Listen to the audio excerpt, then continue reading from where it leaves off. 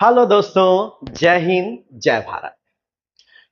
जैसा कि सभी स्टूडेंट का सबसे बहुत बड़ा टेंशन ज्योमेट्रिकल पार्ट होता है और ज्योमेट्री का सबसे जो मेन पार्ट होता है वो क्लास 9 से स्टार्ट हो जाता है। तो क्लास 9th और 10th में ज्योमेट्री यानी क्लास 9th में हमें पढ़ना पड़ता है कॉन्ग्रुएंट ट्रायंगल और क्लास 10th में हमें पढ़ना पड़ता है सिमिलर ट्रायंगल।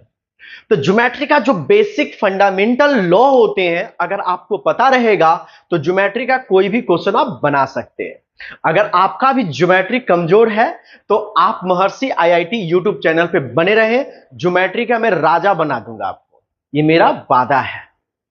पिछले क्लास में यानी ज्योमेट्री का पहला क्लास में हमने ये बता चुका था कि कॉन्ग्रेंट ट्रायंगल क्या होता है। अगर आपने उस वीडियो को नहीं देखा तो इस वीडियो से पहले आप उस वीडियो को जाकर जरूर देखिए, व्हाट इज कॉन्ग्रेंट ट्रायंगल। वहां पे बहुत अच्छे से कॉन्ग्रेंसी को समझाया गया है और इस वीडियो में हम लोग स्टार्ट करने वाले हैं कि कॉन्ग्रेंसी की जो बात होती है, दो कॉन्ग्रेंट ट्रायंगल की जब हम बात करते हैं तो टोटल 6 पार्ट इक्वल होते हैं, लेकिन कुछ ऐसे क्राइटेरिया भी है जिसमें कि अगर 3 पार्ट को इक्वल कर देंगे तो वो भी कॉन्ग्रेंट ट्रायंगल हो जाएगा, है ना। तो आइए वो कौन कौन सा क्राइटेरिया है और इसे हमेशा हमेशा के लिए याद कैसे करेंगे। तो इसे हमेशा हमेशा के लिए याद करने के लिए मेथड है, दिमाग लगाते। सबसे पहले कॉन्ग्रेंसी का क्राइटेरिया कितना होता है? 5 होता है। कितना होता है बच्चे? 5 होता है। कितना होता है बच्चे? 5। ये माइंड में रखो, कितने होते हैं? 5। कितने होते हैं? 5। ये माइंड में रखो, कंफ्यूजन नहीं होता है 4 या 5। 5 पहला। Side side side कॉन्ग्रेंसी of a triangle. Side side side side, इसका कहने का मतलब यह हो गया कि अगर कोई दो ट्रायंगल का कॉरेस्पॉन्डिंग साइड अगर आपस में इक्वल होगा तो वो कॉन्ग्रेंट होगा। इसको हम डिटेल्स में आगे डील करेंगे, पहले समझ लेते हैं कि ये कैसे याद रखें। पहला हो गया साइड साइड साइड, यानी दो ट्रायंगल का अगर कॉरेस्पॉन्डिंग साइड अगर इक्वल होगा तो उसे हम लोग क्या बोलेंगे? Side side side कॉन्ग्रेंसी। दूसरा आता है बच्चों side angle side. Side angle side, side angle side. तीसरा आता है बच्चों एंगल साइड एंगल। तीसरा क्या आता है? Angle side angle. चौथा कितना आता है बच्चों? Angle angle side. क्या आता है? Angle angle side. पांचवा आता है RHS यानी right angle hypotenuse side. Right angle hypotenuse side ये हमेशा एप्लीकेबल तभी होता है जब दो ट्रायंगल की हम बात करते हैं और वो दोनों ट्रायंगल राइट एंगल हो, तभी वो राइट एंगल लगता है। यानी ज्यादातर ये चार का यूज किया जाता है, यानी अगर राइट एंगल नहीं आ रहा हो तो ये चारों में से एक होगा, राइट एंगल लगाने की जरूरत नहीं है। तो आई होप कि बच्चों आपको ये वीडियो को आप 1 से 2 बार देखेंगे, आपके माइंड में पूरी तरीके से कॉन्सेप्ट क्लियर हो जाएगा। अब आते हैं कि side angle side permanent mind में कैसे सेट होने वाला है। आइए परमानेंट अगर हम इसको माइंड में सेट करने का कोशिश करते हैं तो ये क्या बनेगा इसको देखते हैं। आइए पहला जो कॉन्ग्रेंसी अगर हम पढ़ने वाले हैं तो ये हमारा आता है, ये हमारा आ जाएगा साइड साइड साइड। पहला जो कॉन्ग्रेंसी हमारा क्या बनेगा बच्चों? Side side side.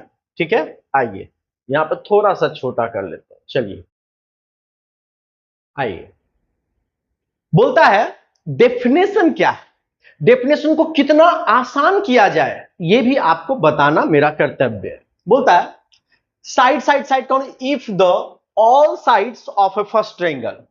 जब हम कॉन्ग्रेंसी की बात करते हैं तो 2 या 2 से ज्यादा ट्रायंगल होना जरूरी है। अगर 2 या 2 से ज्यादा ट्रायंगल नहीं होगा तो कॉन्ग्रेंसी की बात ही नहीं कर पाएंगे।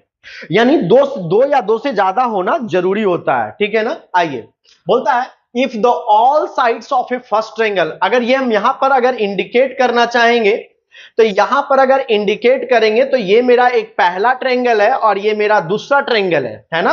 यहां पर अगर इंडिकेट करना चाहेंगे तो ये मेरा पहला ट्रायंगल है और ये मेरा दूसरा ट्रायंगल है। तो क्वेश्चन स्टेटमेंट क्या बोला है? If the all sides of a first triangle, यानी पहले ट्रायंगल का जितने साइड है is equal to the corresponding side, corresponding कहने का मतलब ये होता है बच्चों कि अगर आपके साथ आपके दोस्त, आप ही के जैसे दोस्त का कंपेयर किया जाएगा कि आप दोनों कितने बड़े हैं या कितने छोटे हैं, तो अगर आपका राइट हैंड की बात किया जाएगा तो उस दोस्त की भी राइट हैंड की बात करेंगे, तो आपका राइट हैंड और उस दोस्त का राइट हैंड, वो दोनों पार्ट को क्या बोलेंगे बच्चों? कॉरेस्पॉन्डिंग साइड्स बोलेंगे।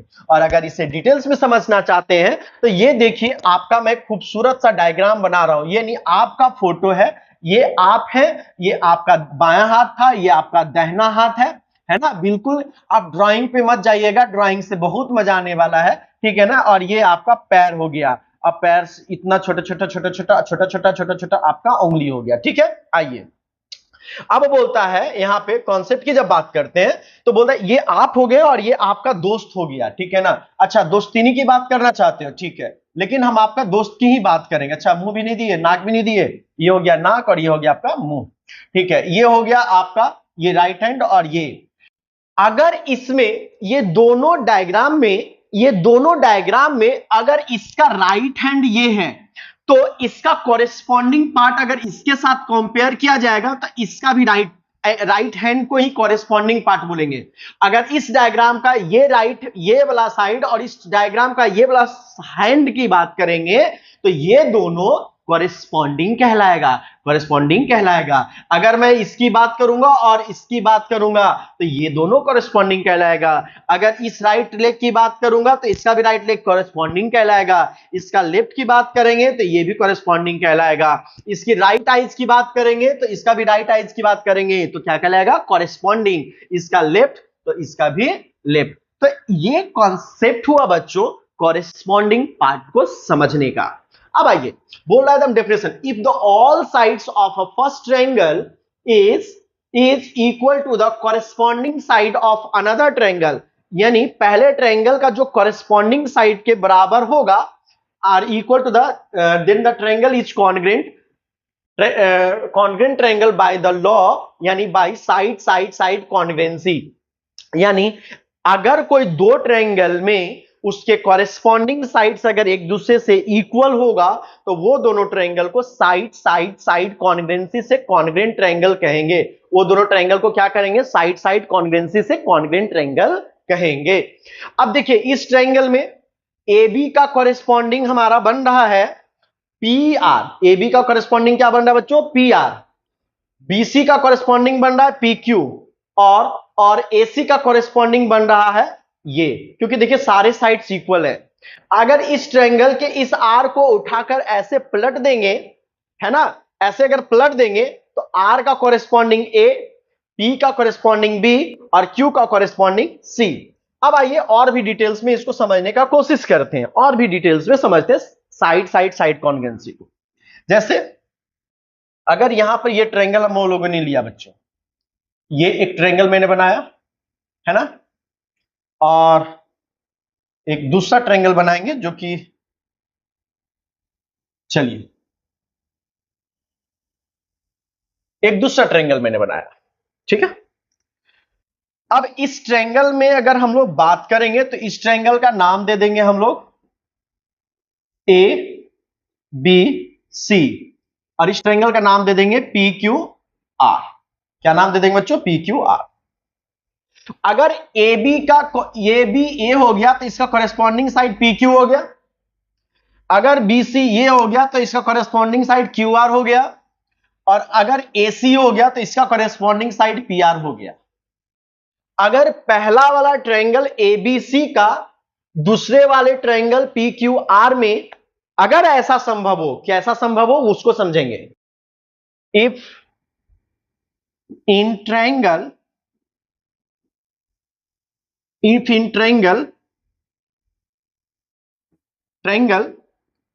ABC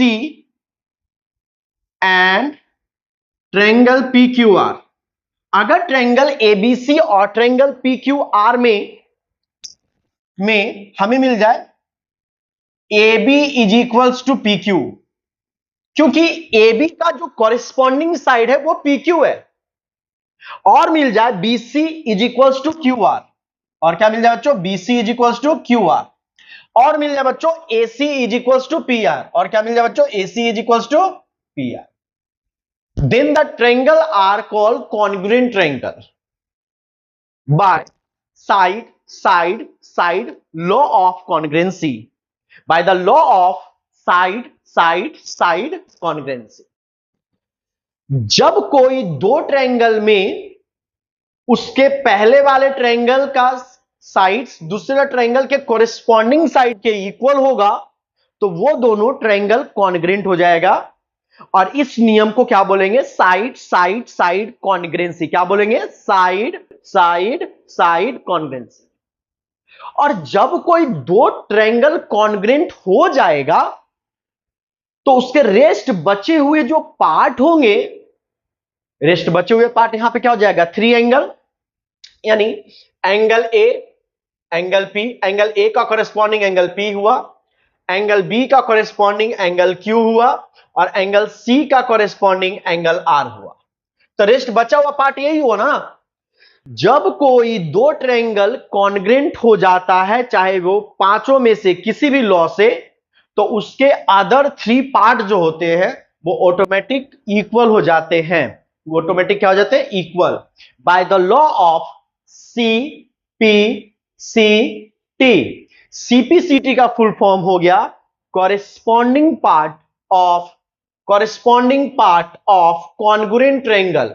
अगर कोई दो ट्रायंगल कॉन्ग्रुएंट हो जाता है पांचों में से किसी भी एक लॉ के थ्रू, तो उस ट्रायंगल के अनदर थ्री पार्ट जो होंगे वो भी कॉन्ग्रुएंट हो जाएंगे bye the law of CPCT, bye the law of CPCT।